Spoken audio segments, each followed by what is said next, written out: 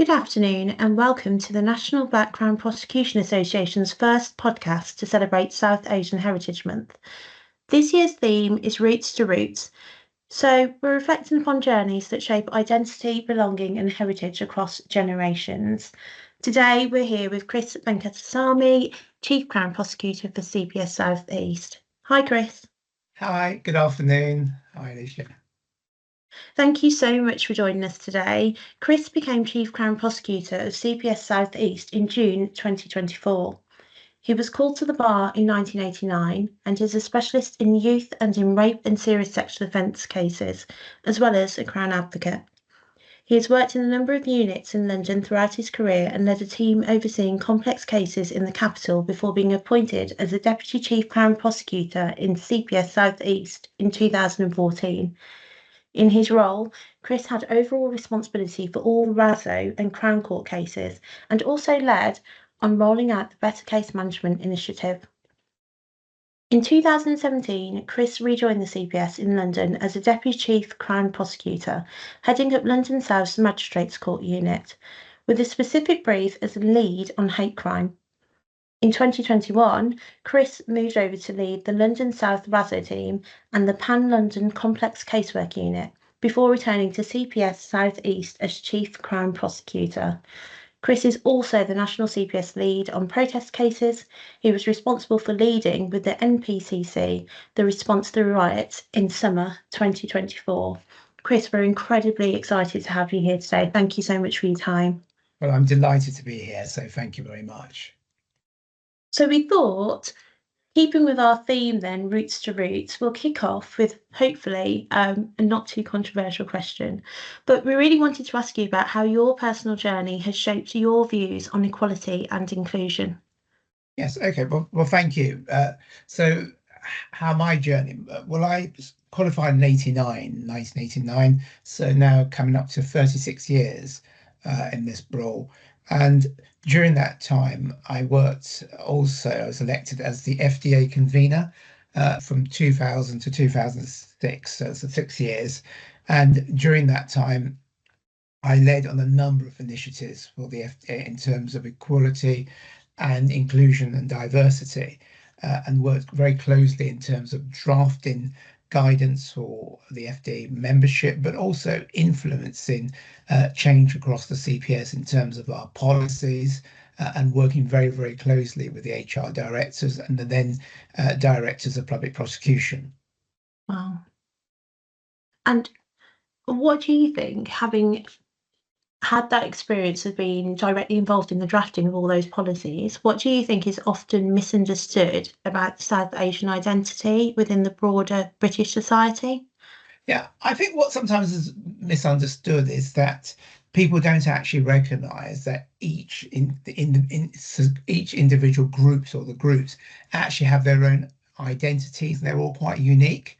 And sometimes groups don't actually like being lumped into any particular category. So, for example, my background is that my parents were from Mauritius, and they came to this country in 1960s. And my great-grandparents left South India in the 1850s and travelled to Mauritius. So again, when they came to England and also in Mauritius, people see themselves first, for example, as Mauritian, rather than necessarily as Asian or South Asian. Yeah, that's really interesting, isn't it? Because I think we can all be guilty of that sort of banding people together. I guess just because you share a characteristic doesn't necessarily mean that all of your experiences are going to be the same. Are you able to share with us an experience where your heritage has helped you bridge divides, across communities? Yeah, I think what I perhaps give an example, and perhaps we're quite useful to bring in the sort of Mauritian background, is where in Mauritius there are lots of nationalities, from Afro-Caribbean through to Chinese to South Asian people who came from South India, and they all blend together and identify themselves all as Mauritian first, which is a great approach to it. And when I was growing up in this country, certainly in the 70s, 80s, there was huge amounts of racism. And, you know, in my days, there were the National Front, skinheads, and all sorts of very, very unpleasant and very nasty behavior, and quite violent at times as well. And all that sort of shapes one's ability to be able to deal with other communities. So when I meet various communities, I sometimes try to look for a way to sort of link a hook. What can the conversation be? You know, sometimes it might be that people speak a different language. For example, I speak able to speak Creole, and I also speak French. Look for some sort of connection that we have. And then talk about backgrounds where, you know, if it's a people who've come from Indian heritage or South Asian heritage, looking about when they came to when they emigrated to England. In some cases, they were all British when they came here as well, as my parents were. Mauritius was a British colony, and just looking for small links together, what actually unifies or links people together, and then trying to find that as a way forward. So in my role in London, for 4 years as a deputy chief, I was the lead on hate crime. And so that Yes. meant I had the privilege of meeting people from lots of different backgrounds, people from the BAME background, people from England, people from Wales, Scotland, but also just being able to talk to people and have meetings with them, being frank and open. And I found that really helpful. So I meet, for example, the Sikh community, be able to meet people and talk to them about challenges they were facing, racism that they were suffering, and be able to identify and perhaps sometimes not simply empathize, but actually really understand what it was like for people. Yeah. You know, that's such a powerful thing, isn't it? I suppose your heritage and your community that you've told us about in the Mauritius and how everyone sort of Mm, lives together in unity mm. definitely shapes the way that you interact with people moving forward. And I think it's such a nice way to try and bridge the gap is just to find something in common. And I definitely think that's something that we can all kind of take away from, you know, this event and this particular theme, roots to root. How do you think that institutions can embed heritage more meaningfully?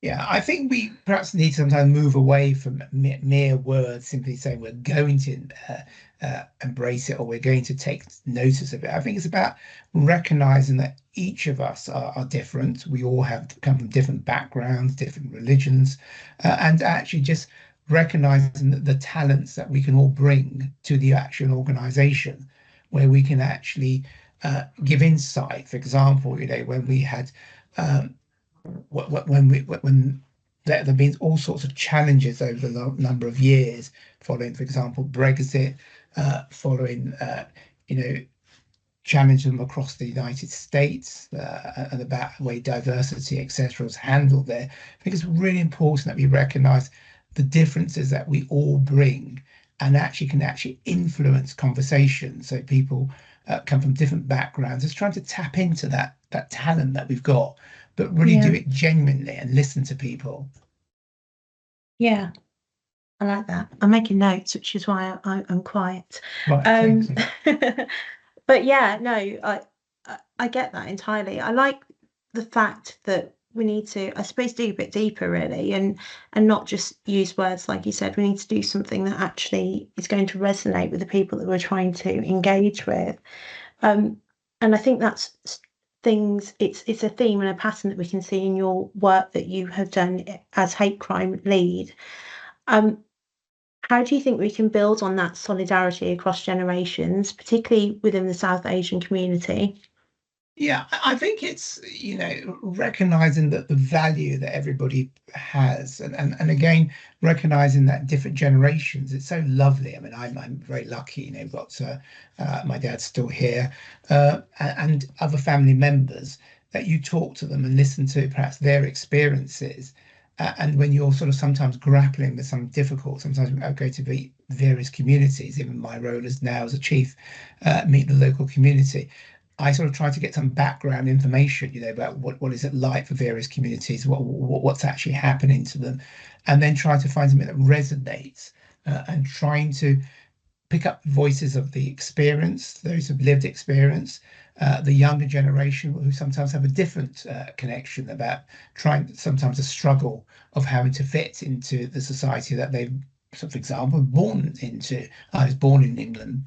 So again, trying to recognize that there's lots of different experiences. You have people who've come over, migrated to England, and some who've been born here, and they've all got slightly different experiences to share, but it's recognizing, tapping into that.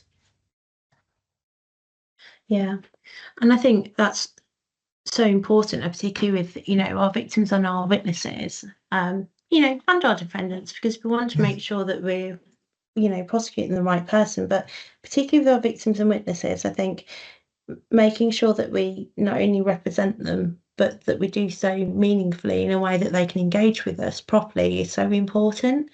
And I think bridging that gap between all of our communities and our, South Asian communities, and trying to ensure that they understand that we're trying to do the best that we can to hear them is it's really important, isn't it? Yes. And that lived experience, I think, is definitely something that we can all take away and appreciate. Yeah. And I think by doing that, we sometimes gain or garner a better understanding, for example, what's called so-called honor-based crime, for example. So actually we understand how the community works, and sometimes it's actually supports us in our prosecutorial decision making. So we might decide to put, for example, call an expert to support a complainant through the system, which obviously for victims, those are harrowing experience, and the more support, the more understanding people have about what the impact the case has had, or why somebody's not reported an assault that may have happened to them, and what support we can give them that will take them through and actually support the prosecution. I think that's really relevant, and we see a bit of it, or quite a lot of it really, in area with our domestic abuse cases. Yes, that's right. Yes, really difficult to. I don't want to use the term engagement, because I don't think it's a lack of engagement. I think sometimes it's a almost a fear of not knowing how to interact with our system, which can be so rigid. But also distrust as well with the system, isn't there? So that's why you have to sort of build the confidence by actually going to communities to talk about, what's happening to individuals. It's actually domestic abuse. It's actually a criminal offence. Sometimes it's coercive, controlling behaviour, trying to help people to understand that's what's actually happening to them, and then trying to make sure that we provide the right support, for example, for the IDVAs, for example, and making sure that when we as prosecutors make decisions, we take all that into account and work out what's the best way of actually getting the evidence to court, whether it's actually through screens or using screens, or sometimes actually is there something else that we can do to support people. Yeah. So with all that in mind then, what does the future of South Asian representation in social justice spaces look like to you? Yeah, I think for me, it's having, people breaking these glass ceilings, and sometimes it's a concrete roof, to make sure that, you look up and you see sometimes people like yourself and others actually in key roles. And I'm always enhanced when I see, for example, in the CPS, that, we do have people from different backgrounds and BAME backgrounds, for example, at the top. And I think that's fantastic to see that, because again, that really helps us to see that it's not, as I described it, as a concrete ceiling, but it's is a glass ceiling that people have managed to break, and that's really quite important. And I think we're really enheartened. We've seen members of the judiciary. I remember. Funny enough, I don't know how long I've been around, but I was at bar school with Lord Justice Singh, for example, and I remember, and I'm always very, very impressed to see how he, got to the top. And he's sitting as a court of appeal judge. It's a really amazing thing to see. Or Mrs. Justice Bobby Chima Grubb. Again, really fantastic to see that, and again from a South Asian heritage. So I'm immensely proud of them. Yeah, but it's lovely, isn't it? To go to a place like the Court of Appeal and see representation visually laid out for you. I think it does, and it inspires, I think, the younger ones to come through. And like you said, to keep pushing at that ceiling, and hopefully one day it won't be there. So yeah, I think that's a really nice thing to consider and to end on. I think it's been a really wonderful podcast experience for me, because I love talking to you, Kris, because I think that I just think that, you know, you just I love the way that you have used, like, we're going to talk about lived experience, but your lived experience to kind of shape your career and then to come and share that with us. And I know that means so much to our members at the MVCPA. So thank you so much for your time this afternoon. Can I thank you for taking the time to speak to me today? It's been an absolute pleasure to do this, but also for your membership. You know, they do a fantastic job, the MVCPA, and you know, continue doing that. That's what I say to you. Oh, thank you so much. So I'm going to leave that podcast here. Okay. Thank you. I'm so very grateful to you, and I hope that we'll get a chance to speak to you again very soon.